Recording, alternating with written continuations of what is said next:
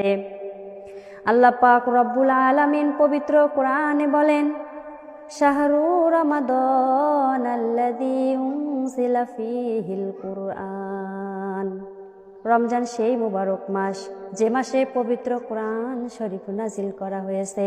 শাবান চাঁদের শেষ তারিখ আমার নবী সাল্লাল্লাহু আলাইহি ওয়াসাল্লাম একটি গুরুত্বপূর্ণ ভাষণে বলেন, হে মানব জাতি, তোমাদের নিকট একটি মহান গুরুত্বপূর্ণ একটি বরকতওয়ালা মাস আসতেছে। এই মাসে এমন একটি রাত আছে যা হাজার মাসের চাইতেও উত্তম। আল্লাহ পাক এই মাসে দিনের বেলায় রোজা ফরজ করেছেন। যে ব্যক্তি রমজানের রোজা রাখে, তারাবির নামাজ পড়ে এবং অন্য ইবাদতগুলো করে, সে নবজাতক শিশুর ন্যায় নিষ্পাপ হয়ে যায়। এই মাসের নফল ইবাদতে অন্য সময়ের ফরজের সমান নেকি পাওয়া যাবে।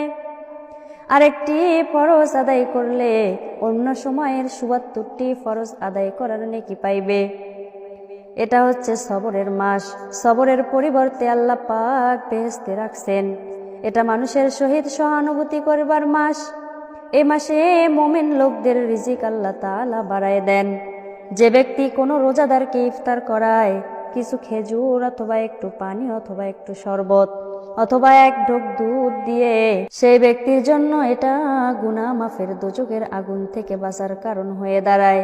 এটা এমন একটি মাস যার প্রথম দিনে আল্লাহ তাআলা রহমত নাজিল করেন, দ্বিতীয় 10 দিনে গুনাহ মাফ করেন, তৃতীয় 10 দিনে দোজখ হইতে মুক্তি দেওয়া হয়। যে ব্যক্তি এই মাসে চাকর চাকরানির কাজের বোঝা হালকা করিয়া দেয়, আল্লাহ পাক রব্বুল আলামিন তাদেরকে দোজখের আগুন থেকে নাজাত দিয়ে দেয়।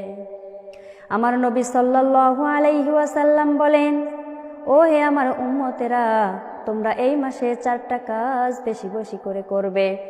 প্রথমত কালেমা তয়্যিবা পড়বে, দ্বিতীয়ত আস্তাগফিরুল্লাহ বেশি বেশি পড়বে, তৃতীয়ত আল্লাহর নিকট তার সন্তুষ্টি ও বেহেশতের কামনা করবে, চতুর্থ হচ্ছে আল্লাহর সন্তুষ্টি তার গজব আযাব ও দোজখ থেকে, চতুর্থ হচ্ছে আল্লাহর অসন্তুষ্টি তার গজব আযাব ও দোজখ থেকে পানাহ চাইবে।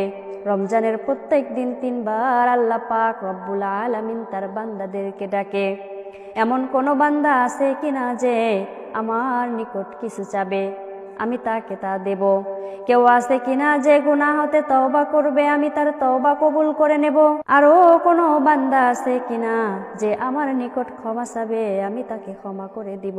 এই মাসের কোরআন শরীফ তেলাওয়াতের নেকি অন্য মাসের চেয়ে অনেক বেশি। রমাদান শব্দের মধ্যে 5টি হরফ আছে। র হরফ হচ্ছে আল্লাহর হুকুমের উপর রাজি থাকার